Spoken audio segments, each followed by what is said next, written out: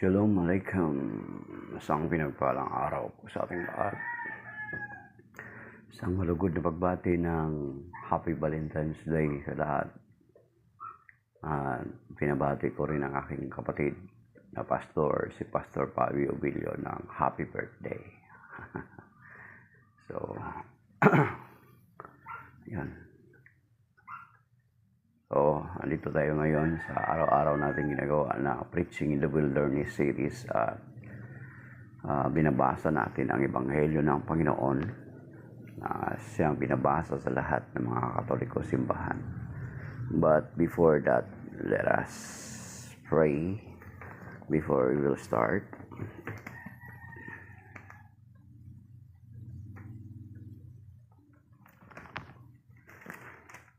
Then in the Father, the Son, the Holy Spirit, amen. I praise you and we thank you, Lord, for this morning, for another day, another privilege, another opportunity. Thank you for keeping us safe yesterday. Thank you for waking up. Thank you for giving us another new life. We ask forgiveness for all of our sins that we have committed. We ask that forgive us, Lord, from all of it, the things we're supposed to do that we failed to do, and the things we're supposed to do that we didn't do. We ask you to forgive us, O Lord God. In this morning, we praise you and thank you for your mercy and goodness. And we entrust you this day, all our loved ones, all our friends, and those people around us, and all our possessions under your protections. And each and every one of us will join this daily Bible readings and reflection, Lord. And we are claiming your word in 2 Corinthians chapter 10, verse 4 to 5. For the weapons of our battle are not of flesh, but are enormously powerful, capable of destroying fortresses. We destroy our arguments and every pretension raising itself against the knowledge of God, and take every thought captive in obedience to Christ. And we also ask you, O Holy Spirit, to guide and speak to us and teach us and bless us. We ask this through Christ our Lord and through the intercession of our most blessed Virgin Mary, our Lady of the Bible. Amen. In the name of the Father, the Son, the Holy Spirit. Amen. Okay, shalom mga kapatid. Kung si Brother Romy pa Nunez, sabi niya, magkape na, kausapin ang Panginoon everyday. Yan.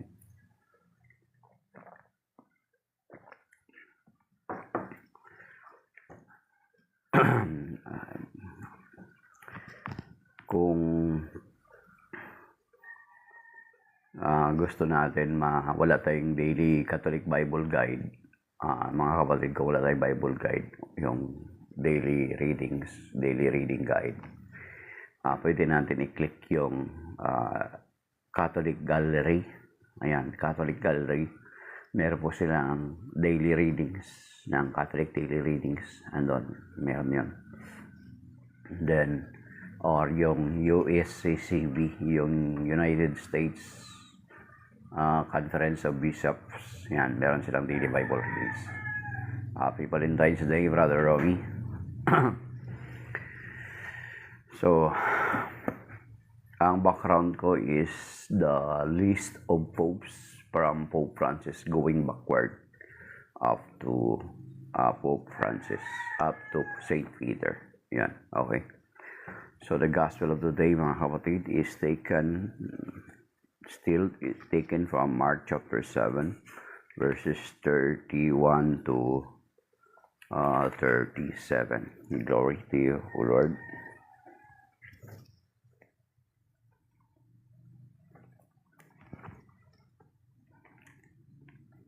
He began to teach them that the Son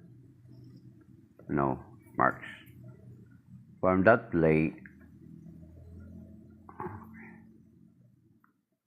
Mark 7:31 to 37. Again, he left the district of Tyre and went by way of Sidon to the Sea of Galilee into the district of Decapolis.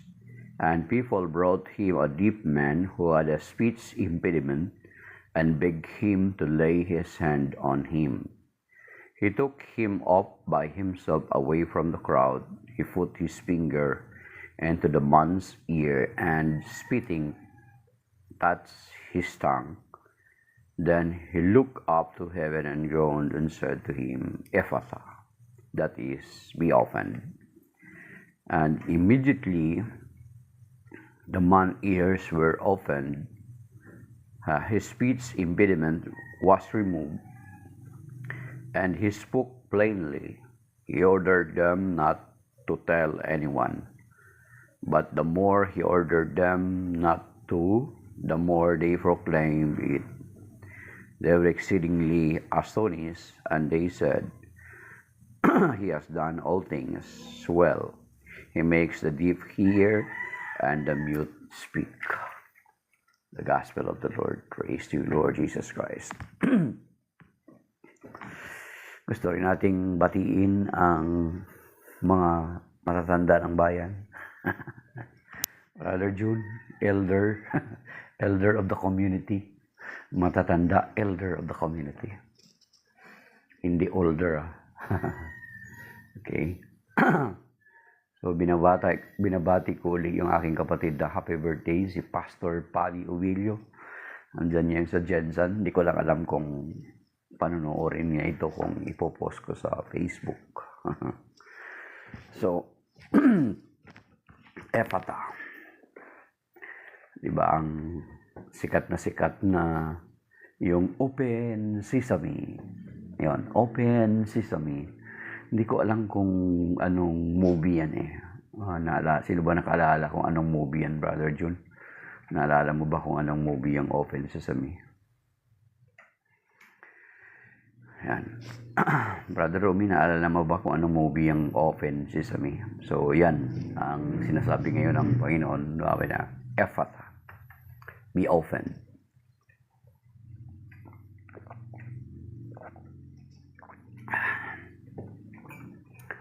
So, tuloy-tuloy na ang ebanghelyo na binabasa natin mga kapatid is galing sa ebanghelyo ayon kay San Marcos.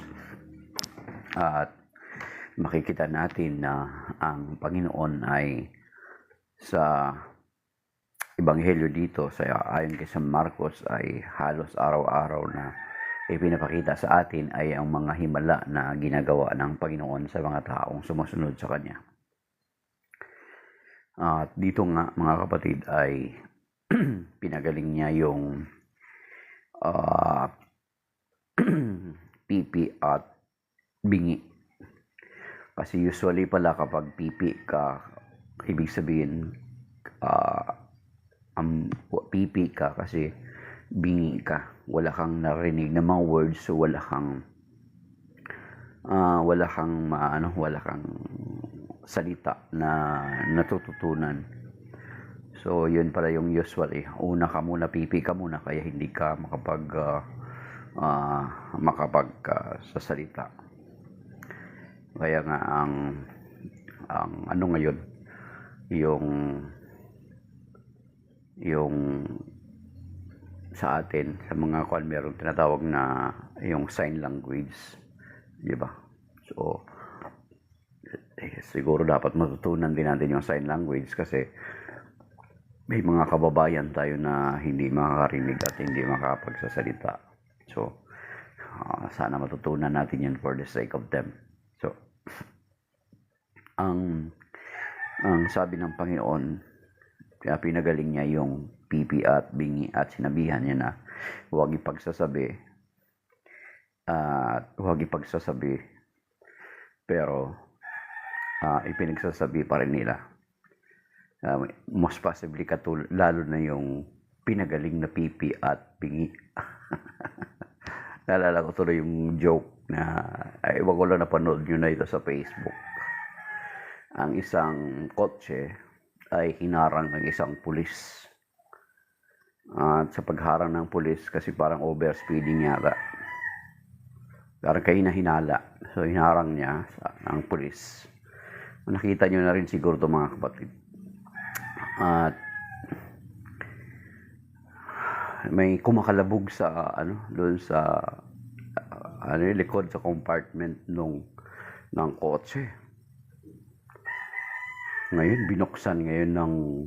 pinabuksan ng pulis yung compartment ng kotse, mga kapatid. At nakita niya yung babae doon, may takip ang bibig. Ngayon, may takip ang bibig. Tapos, habang may takip ang bibig, na may sinasabi sa salita ng aso lang, hindi maintindihan. So, ang ginawa ng pulis, tinanggal yung takip ng bibig. At yung babae ay salita na parang armalay.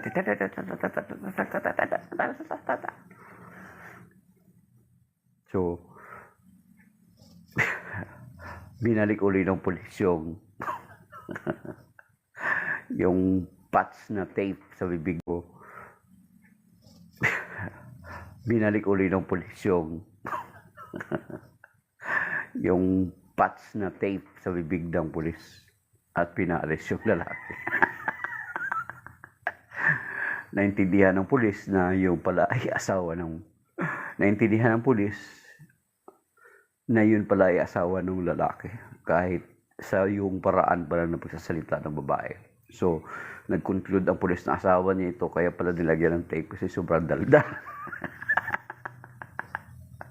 So, nilagyan uli yung tape, tsaka sinara uli yung hood nung sasakyan. So, kaya nga ito ang ebanghelyo ngayon is sinabi ng Panginoon na huwag ipagsasabi. Kaya isa siguro sa mga nagchismis o isa siguro sa nagkalat ng balita na gumaling siya ay itong pipi at bingi na ito, mga kapatid. Siya ngayon nagsasalita doon, ipinahayag niya yung kabutihan ng Diyos sa kanyang buhay. Kasi yun naman yung pinaka-purpose, di ba? Bakit nga ba ikaw binigyan ng pandinig, di ba? Bakit binigyan ba tayo ng bibig? For what purpose? Di ba? Sinasabi sa Psalm 96 yata yun, mga kapatid. Tingnan natin, ha? Psalm 96 verse 4, kung natatandaan ko. Tingnan nga natin sa Bible natin. Sabi dito, ha? So, ito yung ginawa ng pipi. Hindi, bagamat pinagbilinan sila, natural, kasama na siya, pinagbilinan sila na huwag ito ipagsasabi. Kasi yun nga, nabanggit na natin, na kasi kung ipagsasabi nila, hindi na instead na makapangaral ng Panginoon ng mabuting balita, hindi niya na magagawa kasi nahadlangan na sa nung pagdumog ng napakaraming mga tao. So, sabi dito,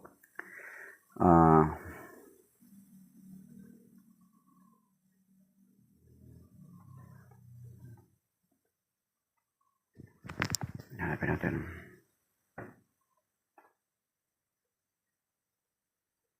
Sa Psalm 96 verse 3, sabi ito, kahit sa ay ipahayag ni si Yahweh ay dakila, sa madla ay ipahayag ang dakila niyang gawa.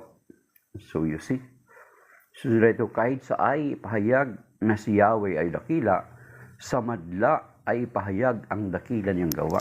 So ito yung ginawa ng pipi. Hindi niya mapigilan yung kanyang sarili na ipahayag yung kadakilaan na ginawa ng Diyos sa kanyang buhay, mga kapatid. Kasi that is the very purpose why we have speech, we have these words. Mayroon tayong salita na mamutawi sa ating mga labi.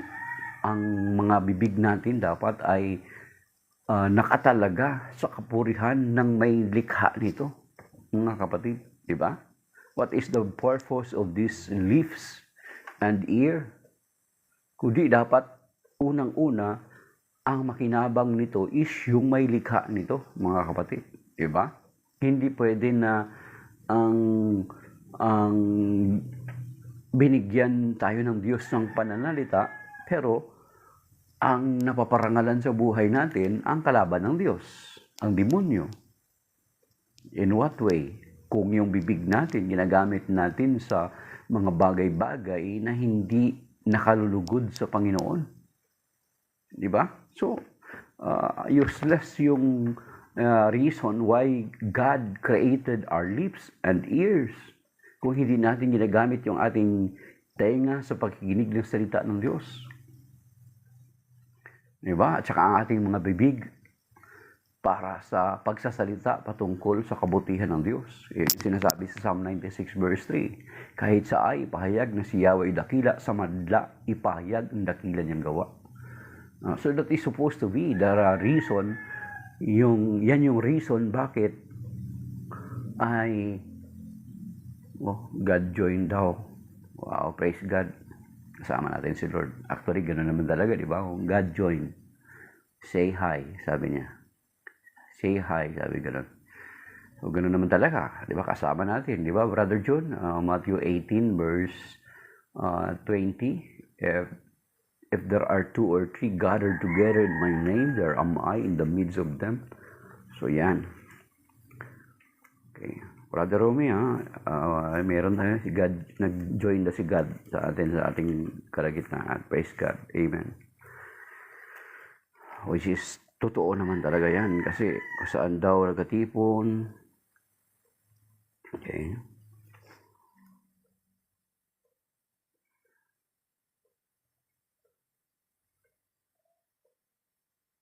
Okay. Yan. Sa Matthew 18:20, God is with us always. Amen. Totoo po yan, Brother John. Not only today, na merong naglagay na God joined, say hi daw. Okay. So, di ba yun yung pinaka-bare reason? Di ba, Brother John? Binibigyan tayo ng Panginoon ng kaloob for a certain purpose. Yan, Emmanuel. Opo, Emmanuel, tama. Yung sinabi ng anghel kay Mama Mary, Emmanuel, Isaiah chapter 7 verse 14.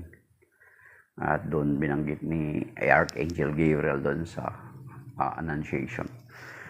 So, yun yung reason, mga kapatid, na bakit binigyan tayo ng Panginoon ng bibig, ng tenga, na primarily ang purpose is for the Lord. Hindi sa kaaway ng Panginoon. Kaya isang napakalaking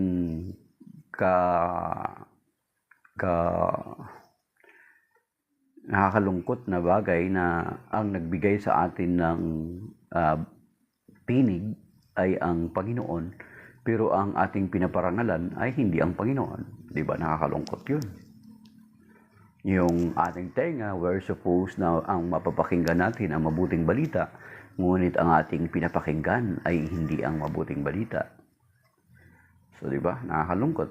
So, ano yung sense? Kaya nga itong pipi at bingi na ito ay ipinapakita na pinagaling siya ng Panginoon at binilinan sila na huwag ipagsasabi. Ayan, si Father June Santos. Parang Katoliko, dumaan na naman. So, praise the Lord. Ayan, Brother June. Dumaan si Father June Santos. Si parang Katoliko.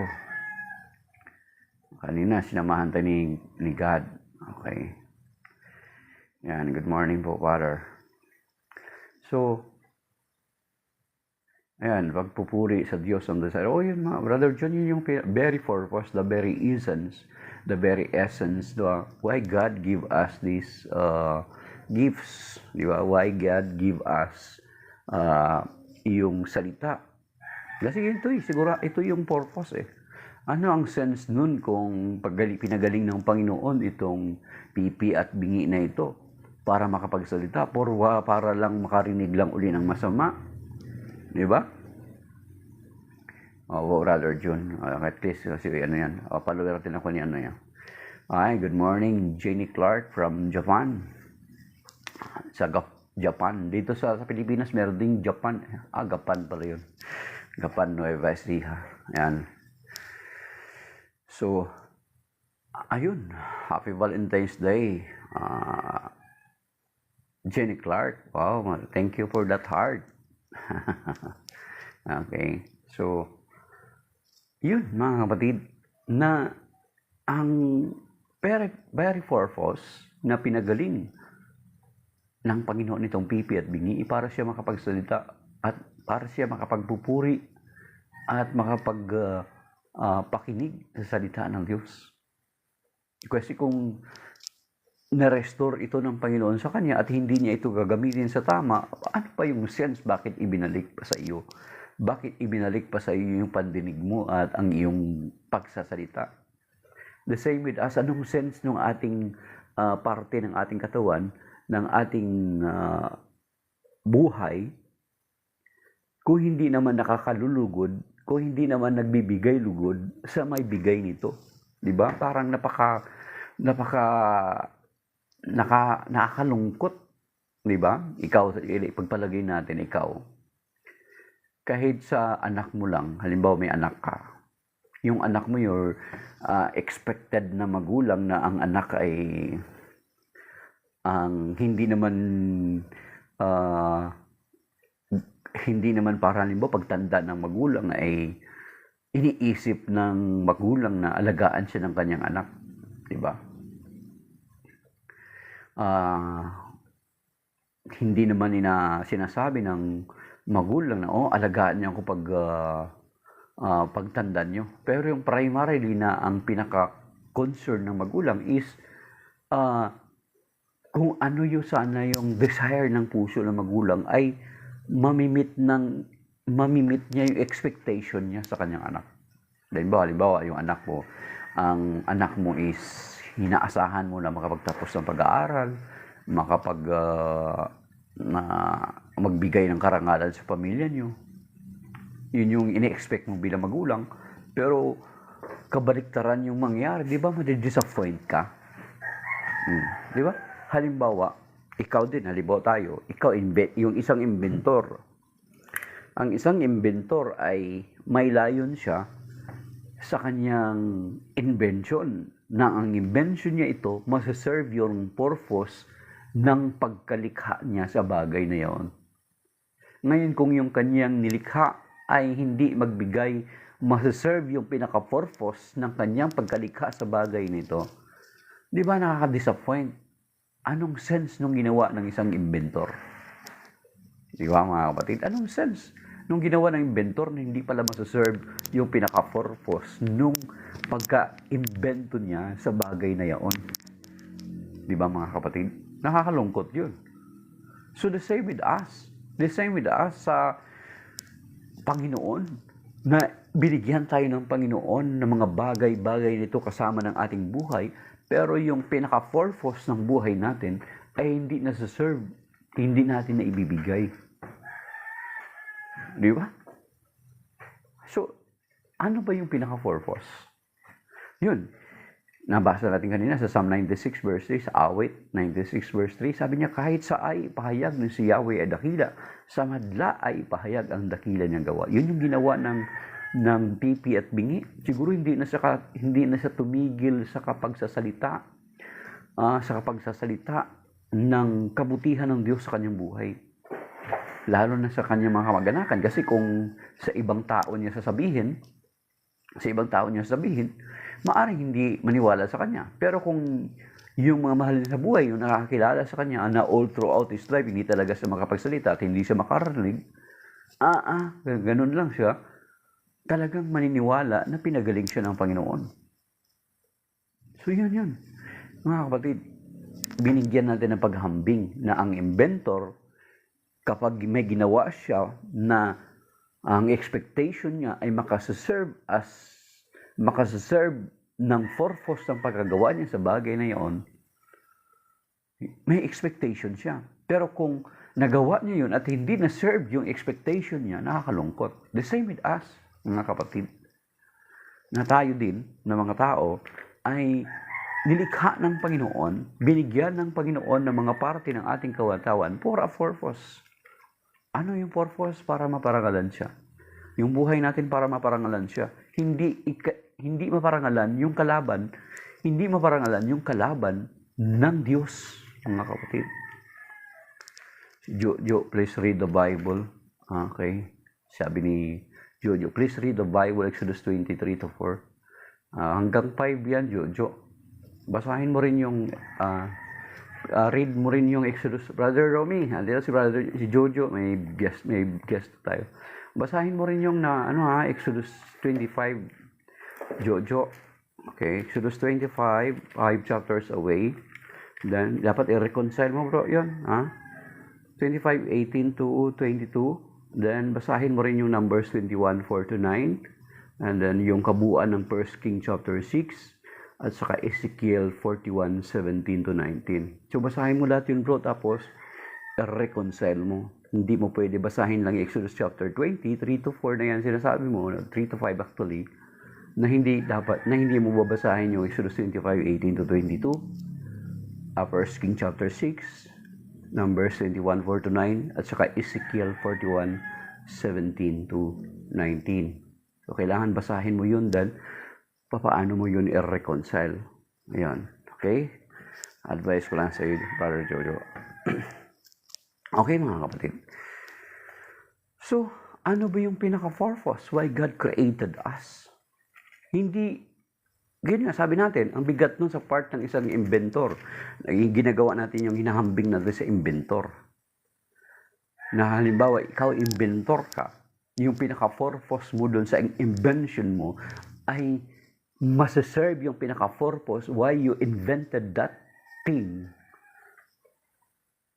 Kapag hindi masaserve yung purpose ng pag-invent mo dun, malulungkot ka. Baka nagsayang ka ng panahon. Nagsayang ka ng panahon na hindi masaserve yung pinaka-purpose ng paggalikha mo doon. Kasi sinasabi nga dito sa Isaiah chapter 43, verse 7, at saka yung verse 21, ano sinasabi dito? Sabi dito sa Isaiah 43 verse 7 at saka verse 21, sabi dito, sila ang aking bayan at akin silang nilang upang ako'y bigyan ng karangalan. So you see, sila'y aking bayan, nilikha ko sila. Yan. At akin silang nilalang upang ako'y bigyan ng karangalan. So we were created by God so that we may give honor and praise to God. Kaya nakakalungkot na instead na mabibigyan ng karangalan ng Diyos dahilan sa pagkalika sa atin, ay kahihiyan. Di ba? Kahihiyan yung naidadala natin sa pangalan ng Diyos. Di ba? Sa magulang, sa mga anak. Di ba? Sa isang magulang, kapag ang anak mo, instead na karangalan, ang madadala ng anak mo sa iyo is kahihiyan, na instead, bilang anak, daladala mo yung pangalan ng magulang mo, ay mabibigyan honor mo yung pangalan ng magulang mo. Pero instead of honor, is displeasure, dishonor, shame, yung dala mo, di ba nakakalungkot yun? So, ito yun. Isaiah 43 verse 7. Sila'y aking bayan, nilikha ko sila, nilalang ko sila upang ako'y kanilang papurihan. Bigyan ng karangalan. Saka dito sa verse 21, inulit-ulit. Sabi niya, sila'y nilalang ko at aking hirang upang ako'y kanilang papurihan. So, yun yung pinaka-essence, mga kapatid. Yan yung pinaka-reason why God created us. Ito yung pipi, kaya siya pinagaling para ipahayag niya yung kadakilaan ng Diyos sa kanyang buhay. Sigurado na hindi na talaga siya mapigilan. So ako, Brother Jun, alam mo ba na nung bata ako talaga ay sabi hindi ko talaga makalimutan yung kasi halos everyday ko yun naririnig nung bata ako. Pogi ako nung bata ako eh. Siningit na. Nung bata ako.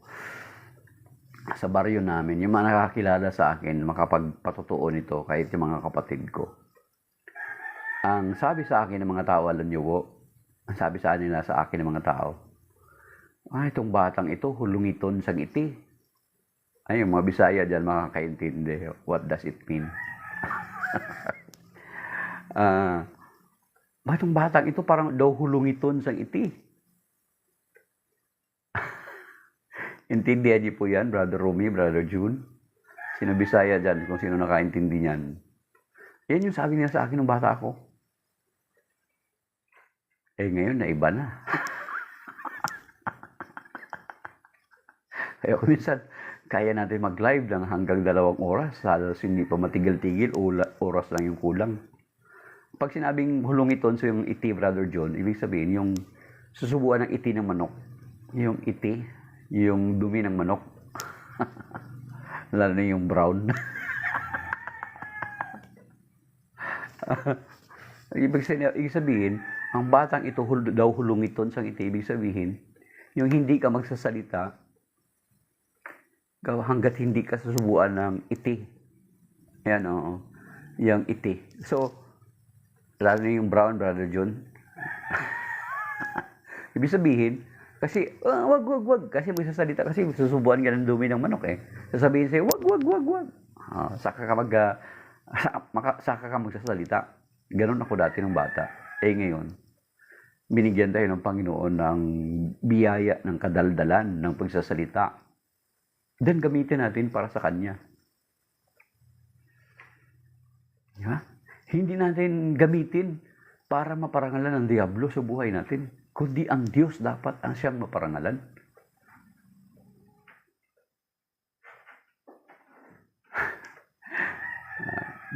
Hindi ito debate. Maya pasok ka sa platform ng Ethos Bottom o Evoltology. Sino host doon, Brother Romy, sa sa Ethos Bottom? Hindi, binanggitan natin, Brother Romy, sa kanya yung yung kung magbasa siya ng Bible ay ng Exodus chapter 23 to 4, dapat basahin niya rin yung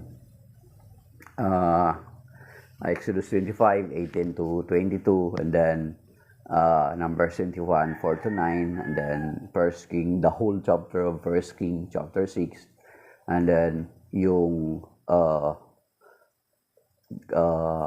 Ezekiel 41 verses 17 to 19. Ecclesia Catholis, si Mystery of Faith. Welcome, bro. Good morning. Happy Valentine's Day. Mga late ka ngayon. Matanda ka na rin ba po? So, yun mga kapatid. So, yung pinaka-purpose, mga kapatid, na sinasabi ng banal na kasulatan, yun yung sana pagnilayan natin na God created us for a reason. Hindi niya lang tayo binilikha for nothing. He didn't give us the speech and ears to listen to the word of God primarily. Para yung mga napapakinggan natin ay ito yung ibabahagi natin. Diba? Ano ba yung purpose ng tainga? Para makapaginig sa salita ng Diyos. Diba? Sinasabi sa Romans chapter 10 verse 17, faith cometh by hearing, and hearing the word of God. Diba? So, kung ano yung napakinggan natin, yun yung ibabahagi naman ng ating mga bibig. Yun sa Psalm 96 verse 3. So, of course, kaya makikita natin dun sa Romans chapter 10 verse 17, Mystery of Faith, Brother June, Brother Romy, ang Romans 10:17, doon mo makikita na noong panahon na yun, hindi pa talaga na-compile yung Bible. Di ba? So, makikita natin, isa sa reference yan, yung Romans 10:17 na faith cometh by hearing, and hearing the word of God. Pero since na na-compile na yung banal na kasulatan, na buon na siya noong 4th century, of course, hearing and reading the word of God, nagkakaroon tayo ng pananampalataya. Yan, mga kapatid. Pwede kontrahin. Okay? Kung ayaw nyo maniwala. So, Romans 10:17, ang tenga natin, gagamitin natin sa pakikinig ng salita ng Diyos, at ano yung ating napakinggan ay siya yung ibabahagi natin. Mga kapatid, hindi natin gamitin ang yung what we call this, yung bahagi ng ating katawan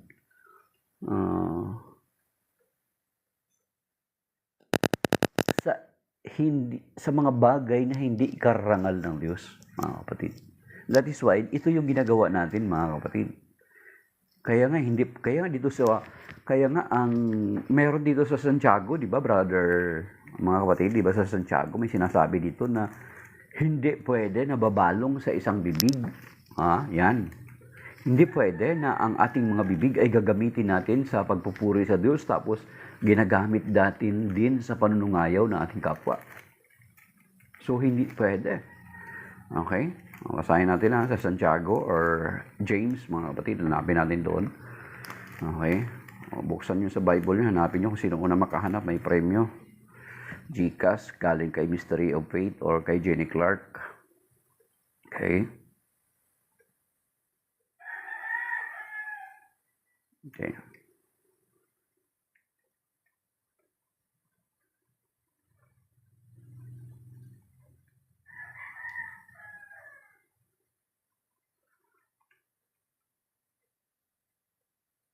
Ang dila sa James chapter 3.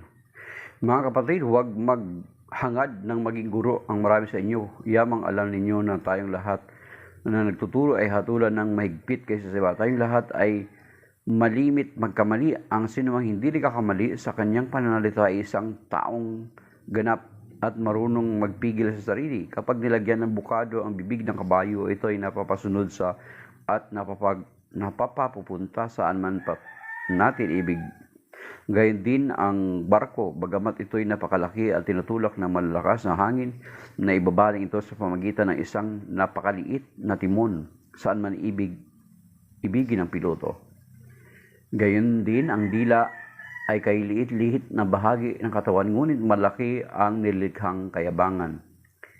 Isipin na lang ninyo na palalagablab ng isang maliit na apoy ang isang malawak na kagubatan. Ang dila ay isang apoy, isang daigdig ng kasamaang nakakahawa sa ating buong katawan. Mula sa impyerno ang apoy nito, pinapaapoy ang lahat ng buhay ng tao. Okay. Talon tayo sa verse 6, 9. Ito ang ginagamit natin sa pagpupuri sa ating Panginoon at Ama. At ito rin ang ginagamit natin sa pag-alimura sa tao na nilalang na kalarawan ng Diyos. Sa isang bibig, manggagaling ang pagpupurit pag-alimura. Hindi ito dapat. Yan. Sabi niya, hindi ito dapat mangyari, mga kapatid. Okay? Yan sabi dito sa banal na kasulatan, ng bibig nito na ginagamit natin pagpupuri sa Diyos, at the same time ginagamit din natin sa pag-aalimura sa ating kapwa, it must not supposed to be, sabi ng banal na kasulatan. Okay? Sa isang bibig ng gagaling ang pagpupuri at pag-aalimura, hindi ito dapat. Ayan na? Hindi ito dapat. Okay? This is not supposed to be. This is not supposed to happen. Okay? Bumabalong ba sa isang bukal ang tubig tabang at tubig alat? Yan. So dapat tubig tabang, tubig alat, hindi pwede magkasama yan. So ang bibig natin hindi pwede na ginagamit natin sa pagpupuri sa Diyos. Then ginagamit din natin sa pag-aalimura sa ating kapwa. Hindi dapat ito dapat mangyari. So you see, that is the very purpose. Okay? Gamitin natin yung ating tainga para sa Panginoon. Di ba, nakakalungkot ko minsan na nakakalungkot. Mas marami tayong napapakinggan ng mga bagay na hindi patungkol sa Panginoon kaysa sa mga bagay patungkol sa Panginoon. Di ba?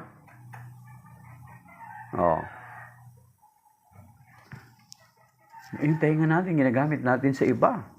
Hindi nasa-serve yung pinaka-reason why we have ears to listen to the Word of God. That is supposed to be, mga kapatid. Para kapag mapakinggan natin, magkakaroon tayo ng pananampalataya, kung ano yung napapakinggan natin, ay siya rin yung ating maibabahagi. We cannot give to others if we do not have, mga kapatid. Ano yung maisishare natin? Di ba? Ano ang ibabahagi natin kung wala tayong napakinggan? Kung yung napapakinggan mo palagi ay ang negatibo, hindi yung lalabas sa bibig mo. Pero kung ang napapakinggan mo lagi patungkol sa salita ng Diyos, of course, uhubugin nito ang buhay mo at balang araw magsasalita ka rin ng salita ng Diyos, ng patungkol sa salita ng Diyos. Kaya nga, may kwento ulit, Brother June, Brother Romy, sa inyo, may kwento ulit. Ang isang pare, naglalakad siya pauwi galing sa labas, nagvisa yata siya. Sabi niya, may nadaanan siyang batang maliit. At nung nadaanan yung batang maliit ay tinanong ng pare, "Bay, bata, bakit gabi-gabi na dito ka pa rin sa kalsada? Bakit dito ka pa rin? Ang anong pangalan mo?" Sabi ng bata, "Demonyeto." Sabi ng bata. Baka narinig mo na to, Brother June. Alam mo, classic na tong kwento. Sigurado alam mo na to. Brother Romy, baka narinig niyo na to. Sa impyerno, sabi ng bata. Nasyak yung pare. Demonyeto, saan ka nakatira? Sa impyerno. Nagulat yung pare. Tara. Halika, iatid kita, sabi ng pare sa bata. At paghatid ng pare sa bata, na totoo nga. Kasi nung pagbungad-bungad pala ng bata doon sa kanilang bahay, nagsisigaw na yung kanyang nanay. Sabi niya, tinanong pala muna na habang along the way, nagtatanong sila, "Ano pangalan ng nanay mo?" Sabi niya, "Demonyeta." "Anong pangalan ng tatay mo?" "Demonyo." So along the way. So pagdating nila doon, pagbungad pala ng bata, sinalubong ka agad ng nanay. "Saan ka na naman galing na demonyeto ka?" Sabi ng kulat ngayon siya. Kaya pala ganun pala yung sabi ng bata. Dumating din yung asawa. Pagdating ng asawa, sabi ng babae, "Ikaw, dumating ka na naman na demonyo ka, lasing ka na naman." Nagulat lalo yung pare. Sabi nung tatay, "Makalayas na nga sa impyernong bahay na ito." So yung pari ay na-confirm niya na yung bata ay nagsasabi ng totoo. So, ano yung narinig ng bata? Yun yung lalabas sa kanyang bibig. Kasi yung usual niyang narinig. Kaya, hindi nakapagtataka kung yung anak niyo ay nagmumura. So, most possibly, yan yung palagi niyang narinig sa bahay niyo. Kung yung binabanggit ng mga anak mo, kabatang-bata pa lang, ay pagmumura na, kalaswaan na, it is maybe because yan yung narinig niya sa bahay niyo. Di ba mga kapatid? Maybe that is the reason why. Pattern yan kay St. Augustine yung oposte. Hindi ko yun alam, Brother June. So, see? Oo, kasi si St. Augustine, di ba kung ano yung tatay niya? Si Patricius. Ay, ganon din si Agustin. Nagaya niya. Pero dahil sa panalangin ni Santa Monica, ay nagkaroon ng conversion si San Agustin and then si Patricius. So, kung ano yung narinig palagi ng bata. Kaya nga ito yung yun yung sinasabi natin palagi, na kinukwento natin palagi, na kapag ang bata ay ang bata ay laging magsasalita ng kapag mabait yung bata, ano sasabihin natin? Sabi ng, yung bait-bait ng bata ito, sino kaya magulang nito? Pero kapag salbahe yung bata, ano sasabihin? pilyo tong salbahing bata to, pilyong batang to. Sino kaya mga magulang nito? Di ba? So, ganun din mga kapatid. Na, ano ba yung narinig lagi natin? Yun yung lalabas sa bibig natin. What comes in, will comes out. Yun yung lalabas sa atin. Seems related doon sa sinasabi natin nakalipas na araw ng Ebanghelyo. Diba? Mga kapatid, kasi kung ano mo lagi mo narinig eh. Yun yung lalabas din balang araw sa bibig mo. Oh. Kaya nga, ano ba yung palagi nating pinapakinggan? Di ba? Nakakalungkot sa atin. Marami sa atin nakakalungkot kasi mas marami tayong napapakinggan. Di ba? Ang pinaka-purpose ng tenga natin is para makapakinig tayo ng salita ng Diyos. Yun yung pinaka-purpose. Kaya siguro ito pinagaling din ng Panginoon pinagaling ng Panginoon. Ayun po, si San Agustin, gano'n nga po, Brother John, mula pagano naging Katoliko at naging pare at naging doktor of the Catholic Church. So, naging doktor of the Church. So, itong pipi na ito, binigyan siya ng Panginoon ng second chance to hear para maipahayag niya yung kabutihan ng Diyos sa kanyang buhay. The same with us. God gave us this ear and tongue para mapakinggan natin ang patungkol sa Panginoon at maibahagi natin ang patungkol sa Panginoon. Diba? Kung sakali man, halimbawa, kung sakali man na ikaw naman nagpipray ka sa bagay, sakali naman nagpipray ko na i-grant ng Panginoon yung mga bagay na hinihingi mo pero hindi naman nangyayari, huwag ka mag-alala kasi may sinasabi naman ng banal na kasulatan doon sa John chapter 9, di ba? Sinasabi doon na nagtanong yung mga lagad sa Panginoon, sino ba ang may kasalanan, Panginoon? Dahil bakit bulag ang taong ito, ang magulang ba o ang anak mismo? Sabi niya, hindi dahil sa kasalanan ng magulang o ng anak, ito'y nangyari para maparangalan ang Diyos. So, still kung ano man yung estado ng buhay natin, pwede pa rin natin maparangalan ng Diyos, mga kapatid, in so many ways. Katulad ni Fatima. Si Fatima, di ba, bulag din siya. Pero ang galing niyang kumanta. Ginagamit niya yung bibig niya para maparangalan ng Diyos. So, kung ano yung available na resources sa kanya, ginagamit niya para maparangalan ng Diyos. So, ganun din tayo. Tayo kompleto.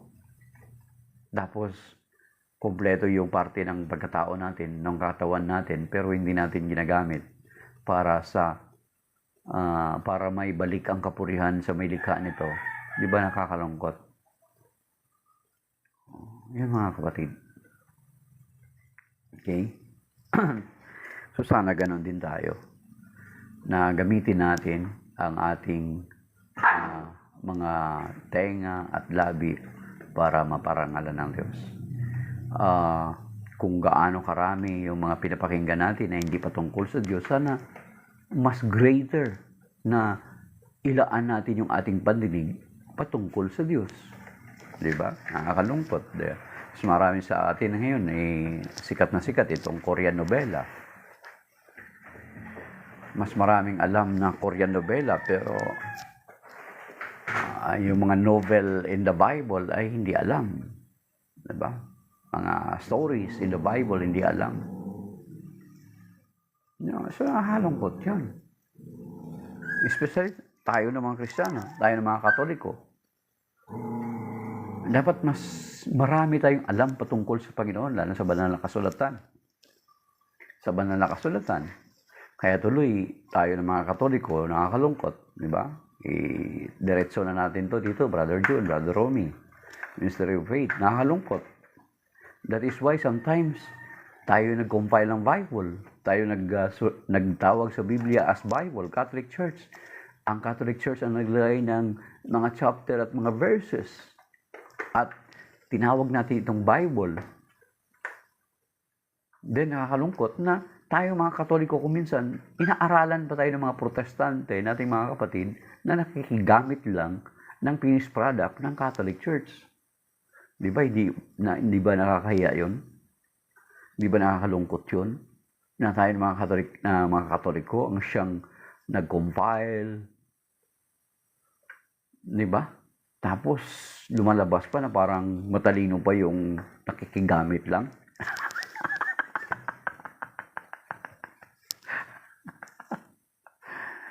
Di ba? Kung hindi natin aralin yung salita ng Diyos, kaya tuloy, basahan ka lang ng Exodus 23-5, masashock ka na.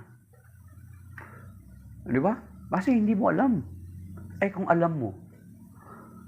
Kung alam mo na, nabasa mo na yung buong Biblia, ops, pwede ka kagad magsabi na, ops, bigyan mo naman ng mustisya yung Bible, diretso mo naman sa Exodus 25, 18-22, and then, Numbers 21, 4-9, and then, 1 Kings chapter 6.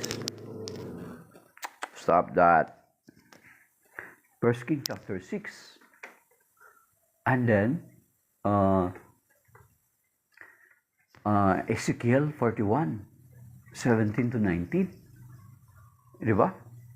Kaso lang yun nga, nakakalungkot na yun yung nangyayari kasi hindi natin ginagamit yung mga faculty natin, yung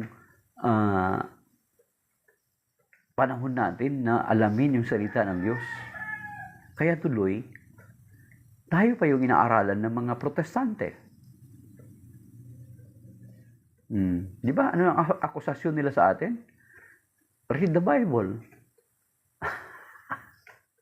Nung nagbasa na ng Bible ang mga Katolik ko, lalo na ngayon, nagbasa ng Bible ang mga Katolik ko. Hindi. Basta lahat. Dala. Ako may dala ko.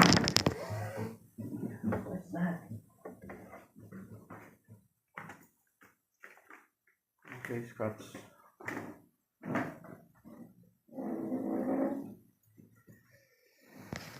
So, nung nagbasa na ng Bible ang mga Katoliko, nalungkot na yung mga kapatid nating protestante.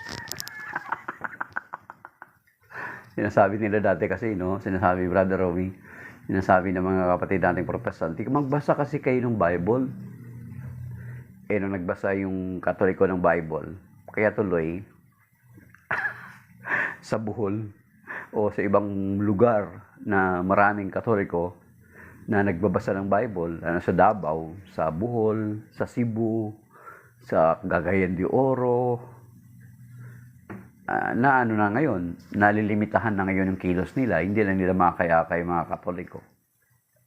Okay? So, doon na sila nalungkot.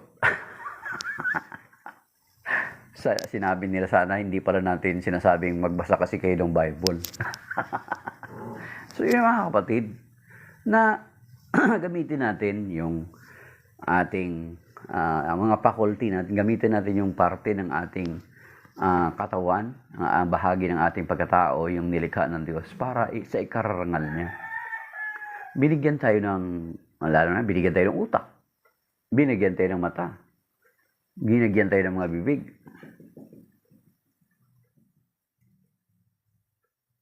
Di ba? Binigyan tayo ng mga bibig. Binigyan tayo ng bibig pala, ng mga tainga, mata, ilong, mga mata. Para gamitin natin na makaalam ng ating pananampalataya, mga kapatid. Yun yung pinaka-purpose, makaalam ng mga bagay patungkol sa Panginoon. Hindi yung mga bagay na hindi nakalulugod sa Diyos. Of course, we need to know everything. We know, kailangan natin malaman din yung mga pangyayaring iyan. Marinig din natin yung mga pangyayaring iyan sa ating kapaligiran. Kasi halimbawa, katulad yan, mga balita ngayon. Di ba? Ewan ko lang kung totoo nangyari doon sa Caribbean, yung totoo ba yun na balita, yung sa Caribbean daw nagkaroon ng 7.9 magnitude na lindol. Hindi ko lang alam, hindi ko pa na-confirm ha. May nakita ako niyang pinost sa social media. Ngayon, kung ang tenga natin ay ginagamit lamang natin sa pakikinig ng ganung mga balita, mga nakakatakot na balita. At wala tayong alam patungkol sa mabuting balita, sa mga promises ni Lord, ay baka takot ang maradarama mo. Takot lang yung madarama mo. Pero kung may nagbabasa ka ng salita ng Diyos, nakakaparinig ka sa salita ng Diyos, na kapag ganun pala ang mangyayari, ay hindi ka mababalisa. Kasi may pangako din ng Panginoon. Yan. Kung baga sa nakaka-counter mo yung, kung ano yung narinig mo sa mundo, kung ano yung narinig mo na hindi maganda, ay makaka-counter mo ng salita ng Diyos na napakinggan mo. Ano ba, ganun, di ba? Makakarinig ka ng ganun. Eh, may pangako din ng Panginoon. Anong pangako? Kaya ito yung magandang prayer na ipipray sa panahon ng mga ganung klaseng sitwasyon, yung sa Psalm 46. Di ba? Sa Psalm 46 verse 1 to 11, God is our refuge and strength, a very present help in trouble. Sabi niya, di dapat matakot, mundo'y mayanigman. Kahit na ang dagat, ang bundok mabuhal, kahit na sa dagat ang bundok mabuhal, kahit na magngalit yaong karagatan, at ang mga burol magayanig magimbal. Di ba? God is our refuge and strength, a very present help in distress. Di dapat matakot, mundo'y mayanigman, kahit na sa dagat ang bundok mabuhal, kahit na mangngalit yaong karagatan, at ang mga burol mayanig magimbal. May ilog na galak sa bayan ng Diyos. Sa banal na templo ay ligaya ang dulot. Ang tahanang lungsod ay di masisira. Ito ang tahanan ng Diyos na dakila. Mula sa umaga ay kanyang alaga. Nangingilabot din bansa at kaharian. Sa tinig ng Diyos lupa ay napaparam. Nasa atin ang Diyos sa makapangyarihan, ang Diyos ni Jacob na ating kanlungan. Ano man ang kanyang ginawa sa lupa, sapat ng pagmasdan at ay kahihanga. Maging pagbabaka ay napatitigil, sibat at palasoy madaling sirain, baluting sanggalang ay kayang tupukin. Sinasabi niya, ihinto ang labanan, ako ang inyong Diyos, dapat na malaman. Dito sa daigdig, sa alinmang bansay, ako ang tanging makapangyarihan. Nasa atin ang Diyos makapangyarihan, ang Diyos ni Jacob na ating kanlungan. So kung may narinig ka na patungkol sa Panginoon, dumating man itong mga nakakatakot na ito, marinig mong mga nakakatakot na ito, ay meron kang ipang-counter sa fear na idudulot nito. Dapat kapag marami kang alam na pangako ng Diyos, ay mas mangingibabaw yung alam mo na pangako ng Diyos sa iyo, kaysa kung ano yung narinig mo. Diba? Yun yung mangingibabaw. Kasi alam mo na, katulad nun, kahapon nabanggit natin, alam mo na ang Diyos na nangako ay hindi sinungaling katulad ng tao. Yung sa Numbers 23 verse 19, Brother Romy, di ba? Tinitwist yan ng mga isang sekta dito sa Pilipinas na itinatag ng 1914. Yung Numbers 23:19, sabi niya, ang translation na hinanap nila, ang Diyos hindi tao. Pero ang tamang translation yan, ang Diyos ay hindi katulad ng tao na marunong magsinungaling, kung anong kanya sinabi ay gagawin niya. So meron tayong mapanghahawakan sa likod ng mga kababagabagan sa sanlibutan ito. Meron tayong pang-counter. Kasi inangako ang Panginoon ang kanyang pag-iingat at protection. Di ba? May sinabi pa doon sa Hebrew 10:23, let us hold on unwaveringly to our confession, because the one who promised us is trustworthy. So mapagkakatiwalaan daw ang Panginoon na nangako. So meron tayong mapanghahawakan na salita ng Diyos sa panahon na meron tayong kabalisahan.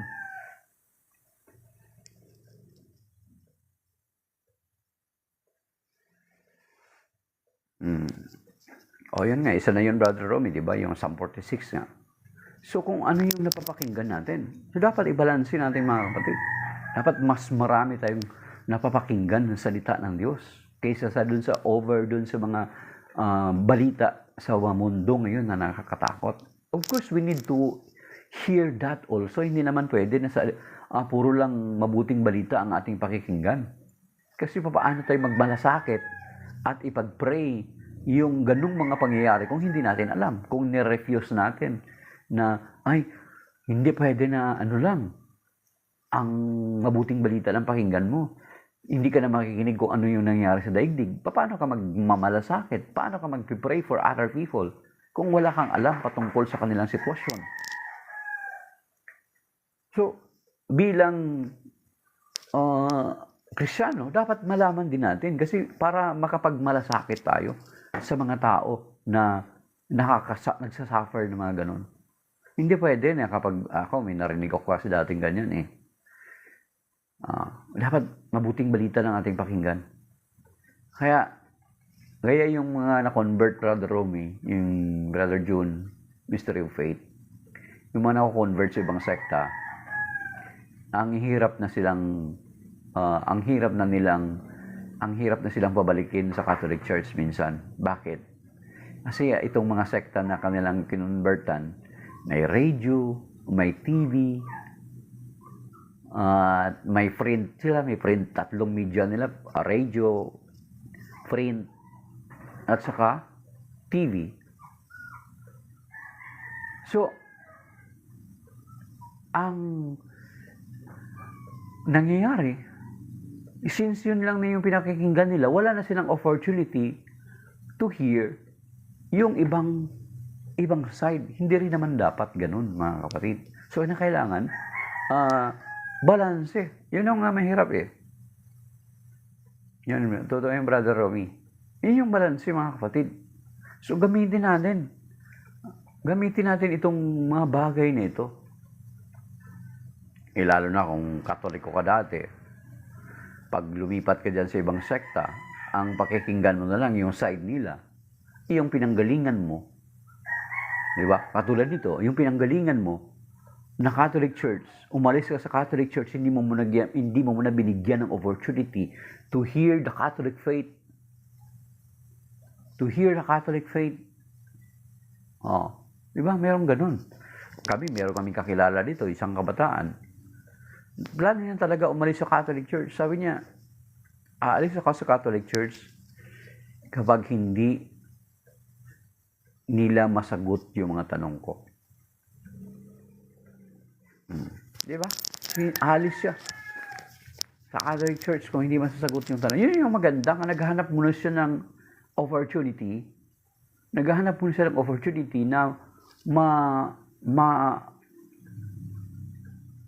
mabigyang hustisya yung kanyang pananampalataya. Hindi lang siya basta-basta umalis na hindi muna niya binigyan ng pagkakataon yung kanyang pananampalataya na malaman ang rason bakit siya Katoliko. Ganun, mga kapatid. Gamitin natin yung pag-iisip natin. Yan, binigay ng Panginoon yan. Ang ating tenga, ang ating bibig, binigay ng Panginoon yan.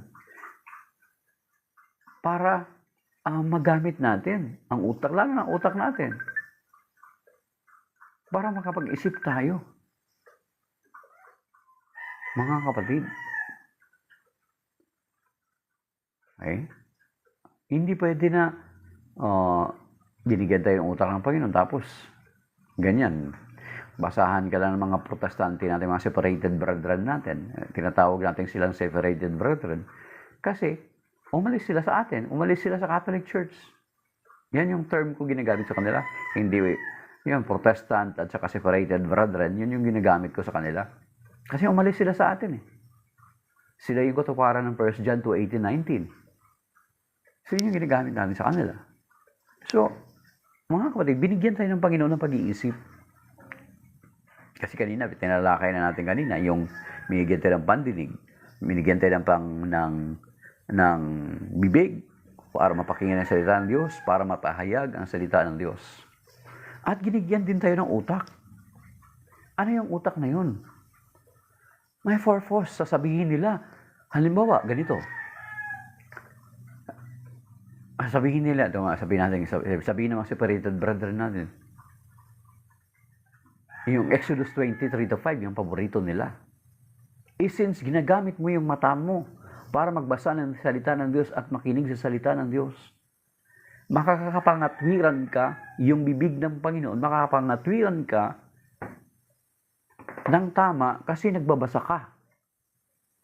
Nakikinig ka ng salita ng Diyos, makakapangatwiran ka. At yung utak mo, gagamitin mo rin. Halimbawa, paano natin gagamitin? Halimbawa, bakit sinabi sa Exodus chapter 20, ito example natin mga kapatid, bakit sinabi sa Exodus chapter 20, verse 3-5, na huwag daw gumawa ng mga larawang inanyuan ng anumang nasa lupa, sa ibabaw ng lupa, sa ibabaw ng langit, o sa kailaliman ng lupa? Ano bang ibig sabihin nun? Diba? Gagamitin natin yung ating pag-iisip. So bakit dito sa Exodus 25 at 20, sinasabing bawal? Pero bakit pagdating dito sa Exodus chapter 25 verses 18-22, Numbers 21, 4-9, and then Ezekiel 41, 17-19, doon sa 1 King chapter 6, ay may mga pinagawang mga larawan? Anong ibig sabihin nito? Yun na nagagamitin natin din yung ating pag-iisip, mga kapatid. No? How can we reconcile these things? So ginagamit na natin yan, yung faculty natin, yung utak natin, yung bibig natin, yung tenga natin, at saka yung mata natin. Yung mata sa pagbabasa, at saka yung utak, pagganahin natin yung utak natin, pakinggan, gamitin natin yung tenga natin sa pakikinig. Yung sa pagsusuri, yung sinasabi nila na pagsusuri, hindi totoong pagsusuri yun, kapatid, kung tinalikdan mo yung pananampalatayang Katoliko mo, tapos nakinig ka sa kanila, sila lang yung pinakinggan mo. Hindi mo pinakinggan yung side ng Catholic faith na iniwanan mo. Diba? So, gagamitin natin yung ating pandinig na ibinigay ng Panginoon. Gamitin natin yung ating utak na binigay ng Panginoon. Let us be critical. Magiging critical tayo. Bakit? Yun na nga. Bakit sinasabi doon sa Exodus 20, 3-5 na bawal daw, pero pagdating dito sa Exodus 25, 18-19, 18-22, and then Numbers 21, 4-9, 1 King chapter 6, the whole chapter, and then Ezekiel 41, 17-19, may sinasabing gumawa ng larawan. So anong ibig sabihin nito? Ang Diyos ba mismo ang lumabag sa kanyang kautusan? O mali-mali ba ang Diyos? O hindi niya, ulyanin ba siya? O hindi niya alam yung kanyang pinagsasabi? Saan doon? Yan nga, Brother Romy. Dapat may context. Tama po yan. Sabihin, ngayon, balik tayo doon sa Exodus 20. Ano bang konteksto nitong Exodus chapter 20, 3-5? Kasi kung after this chapter ay sinasabing ganito dito, pero pagdating sa mga succeeding books and chapters ay iba yung sinasabi. So therefore, the context of that part of the scripture in Exodus chapter 20 is iba ang kanyang konteksto at iba ang kanyang ipinaparating. Kung mabasahin natin dito sa Tagalog, sa Mabuting Balitang Biblia, ang ipinagbabawal ay ang mga larawan ng mga Diyos-Diyosan, mga kapatid. Hindi ipinagbabawal ang lahat ng larawan. Lahat ng Diyos-Diyosan ay larawan, ay mga imahen o inanyuan, pero hindi lahat ng mga inanyuan ay Diyos-Diyosan. Yan yung katotohanan. Hindi dapat ito intindihan natin. And then, babalikan mo Exodus chapter 20, ano ibig sabihin nito? Ang pinagbabawal pala dito sa Exodus chapter 20 ay ang mga larawan ng mga Diyos-Diyosan. Kasi ang context nito, mga kapatid, ang mga Hudyo ay nagstay or nalipin sila, kasama na yung kanilang pagkaalipin.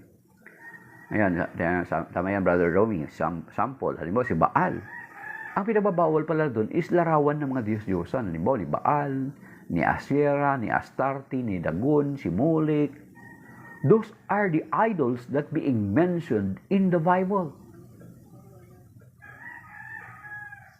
So, ang context, 400 years sila nagstay sa Egypt, including yung sa kanilang pagkaalipin, kasama na yung panahon ng kanilang pag-enjoy nung hindi pa sila naalipin, ang Egypt ay napakaraming Diyos-Diyosan sila, mga kapatid. And then, itong part kasi na Exodus na ito is panahon na ito naglalakbay na sila sa ilang. At ang kanilang dadatnan na bayan na kanilang inalisan prior sila pumunta ng Egypt ay na-occupy na ng mga tao at ang mga taong ito ay sumasamba din sa Diyos-Diyosan. Kaya nga, itong Exodus chapter 20, sa konteksto niya, pinagbawalan sila na huwag gumawa sila ng mga Diyos-Diyosan. Yun yung example, si Baal, si Astarte, si Asherah, si Dagon, si Molech. Those are the idols. Kasi yun ay talagang kinikilala ng mga tao na Diyos. Diba? Kinikilala si Baal, talaga kinikilala na si Diyos. Baal ay Diyos. So once you acknowledge or recognize someone who is God, beside the God who created the universe, ay maituturing na Diyos-Diyosan. Bakit? Hindi naman talaga totoong Diyos eh. Diyos-Diyosan, ibig sabihin, hindi totoong Diyos.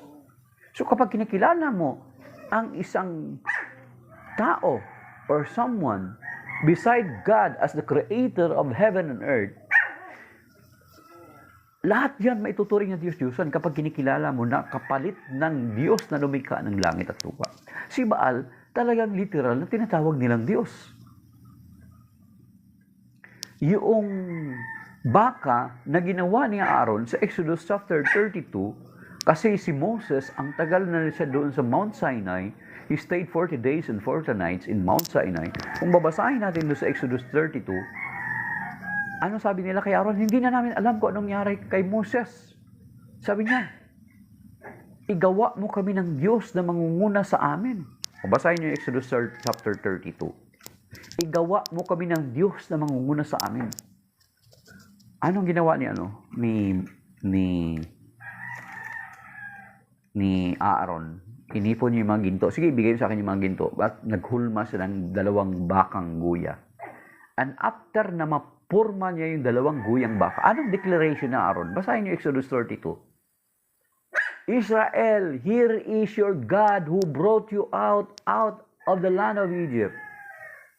Dineclare ni Aaron na yung guyang ginto ay ang kanilang Diyos na naglabas sa kanila sa bayan ng Ehipto. Kinikilala talaga nila na Diyos yun.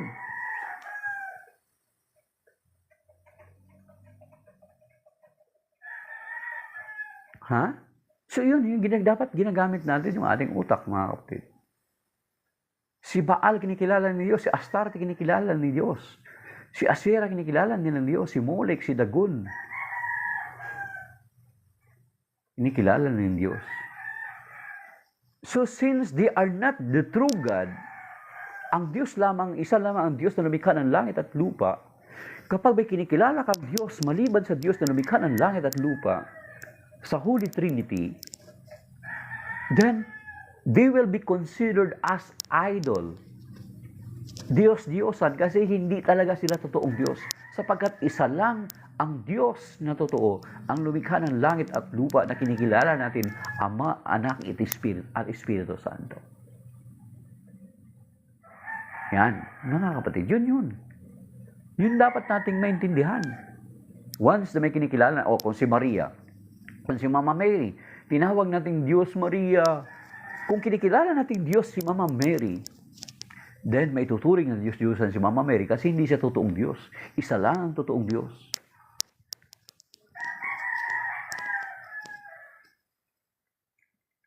Okay? Kung si San Jose, kinikilala nating Diyos, ay maging Diyos-Diyosan si San Jose kasi hindi talaga siya totoong Diyos. Isa lang ang totoong Diyos, lumikha ng langit at lupa. Sabi ni Pritz, Amen. Okay. Ano si Pritz?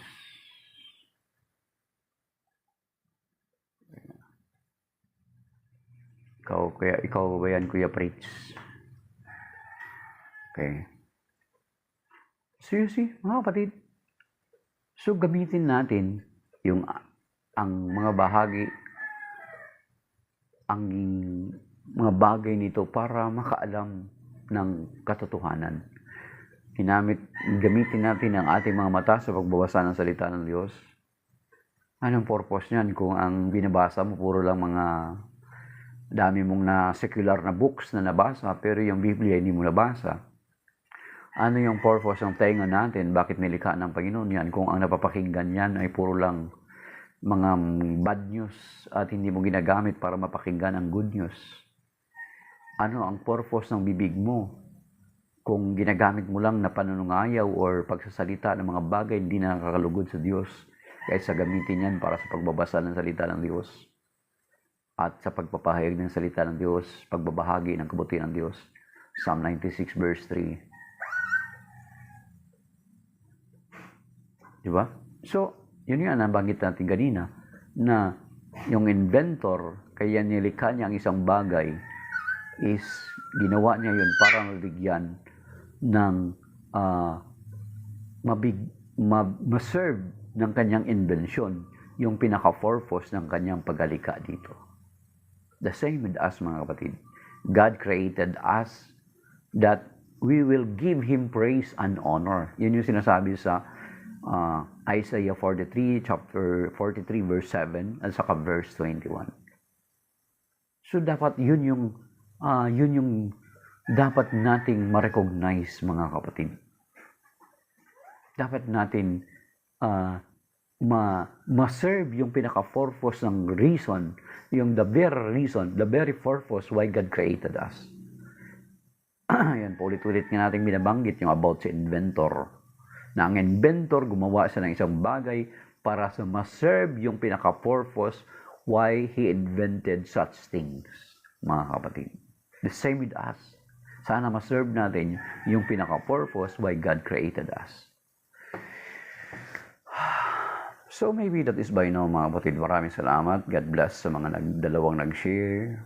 Brother Romy, Brother Joseph, Mystery of Faith, Banj, Mr. G, Music 70. Oy, Music 71. Nice na andito ka kasama namin si Daily ng Kuwait. Oh, may taga Daily ng Kuwait tayo. Ang Rofina de Guzman, Susuban. Yan. And then, yung hindi man nag-tap ng screen, ay ngunit andyan na nakinig sila sa atin, at saka yung 1.1K na mga nag-likes. Maraming salamat sa inyo, yung mga nag-tap or hindi man, at saka yung mga nag-comment, at saka yung mga nag-follow, at saka yung nag-send ng gifts, Jenny Clark at iba pa. So, maraming salamat, mga kapatid. So, God bless. Shalom sa ating lahat. And before we end, let us close it with a prayer. In the name of the Father, the Son, the Holy Spirit. Amen. We praise you and we thank you, Lord, for this morning, for this another opportunity that we study and share your word. We praise you and we thank you that we realize that you have created us for a purpose to give praise and glory and honor to your name. We thank you, Panginoon, sa pagkakataong ito. Hayaan mo na sa araw nito, sa sandaling ito, ang aming mga puso, katulad nung 4 na uri ng lupa, ay ang aming mga puso, ang aming buhay, ang aming pagkatao ay maging katulad ng matawang lupa na tumanggap ng iyong mga salita, na tumubo ang iyong mga salita, lumago, namunga, at nag-ani ng masagana. Gayon dinawa ang aming puso at buong pagkatao, Panginoon. Patuloy mo kaming bigayaan ng grasya, bigyan mo kami ng karunungan at kaalaman, ang pagbabasa ng iyong mga salita, pakikinig ng iyong mga salita, at pagbabahagi nito. Sapagkat ang buhay namin ay nilikha mo ng may layunin at hindi para lang namang sa wala, Panginoon. Katulad ng ginawa ng isang inventor, ginawa niyang isang bagay para ma-serve yung pinaka-purpose ng kanyang paghalikha. Nagpapasalamat kami sa pagkakataong ito. We pray also for those, and we claim your word in Psalm 107 verse 20, na you sent your word and they were healed, Panginoon. Inaangkin namin yon, na sa aming pakikinig ng salita mo ay magdadala ito sa amin ng kagalingan. At wala din po yung may mga concern na narito ngayon na sumali sa amin sa pagla-live na ito, ano ba mga concern nila financially, materially, physically, and spiritually, ang kanilang kalusugan, ang kanilang mga panalangin, ay ikaw nawa ang magkaloob, Panginoon. At inaangkin namin ang iyong pangako, Matthew 7:7-11, at Matthew 21 verse 22, and Mark 11:24. At ganon din sinasabi sa Matthew 18:19, if there are 2 or 3 gathered together, agree in prayer, ay iyong ipagkakaloob. At inangkin din namin na sinasabi mo na saan man 2 o 3 nagkatipon sa iyong pangalan, ay naroon ka sa aming kalagitnaan. Yes, Lord, and we praise you and we thank you for that. Hiningi namin, iligtas mo po na kami sa anumang mga mabibigat na mga pagsubok, mabibigat na mga karamdaman. Iligtas mo po na kami sa cancer, pagalingin sa cancer, o sino may mga cancer, pagalingin sa insomnia, sa kidney failure. Iligtas mo kami sa kidney failure, iligtas mo kami sa hypertension, sa stroke, at iligtas mo kami sa anumang sakuna or kapamakan sa araw-araw na aming mga buhay, Panginoon. At ganun din, iligtas mo rin kami sa mga bagay beyond our control. Lord, in-entrust namin sa iyo ang aming buhay at pagkatao, ang aming mga mahal sa buhay, ang aming pangangailangan, ang aming kalusugan, Panginoon, at ang araw na ito, nanawa ang iligtas mo kami sa lahat ng uri ng kalaswaan. Ang aming buong pagkatao ay maitalagan namin sa iyo para ikay aming parangalan. Itiintasin namin sa iyo, Panginoon, mga upcoming activities namin this week and this coming months, ay mga activity namin at ang aming paglalakbay sa araw nito, pagtatrabaho at paglabas, pag-alis ng aming tahanan at pag-uwi, ay inaangkin namin ang iyong mga salita, ang iyong mga pangako na Psalm 91:11, susuguin niyang maraming anghel silang susubaybay, ay isang dako ikaw maparaunti akiingatan. Ganon din sa Psalm 121, you will keep us safe our going and going in o ganang paglabas at pag-uwi namin sa aming mga tanan. Naman po mga panalangin, hindi man namin nabanggit kasama ng aking mga kapatid na nakikisa ngayon sa panalangin ngayon, Panginoon, i-reach out mo po na yung mga pagpalang kamay sa bawat isa. Ganun din po sa mga taong nakikisa ng tapat sa kanilang puso sa panalangin ito. Abutin mo po na sila, Panginoon, kahabagan mo sila at magpakilala ka nawa sa kanila sa pamamagitan ng pagtugon sa kanilang mga panalangin, Panginoon. At ito ay magiging dahilan para maglingkod sila sa iyo. Kilalanin ka bilang Panginoon at Hari at tagapagligtas at Diyos ng kanilang mga buhay. Maraming salamat sa iyo, God, sa iyo ang lahat ng kapurihan, parangal at salamat sa pangalan ng Panginoon Kristo, kasama ng Banal na Espiritu na nagaling kasama mo noon ng magpakailanman. Amen. Ama namin, sumasalangit ka, sambahin ang ngalan mo, mapasa amin ang kaharian mo, sundin ang loob mo dito sa lupa para nang sa langit.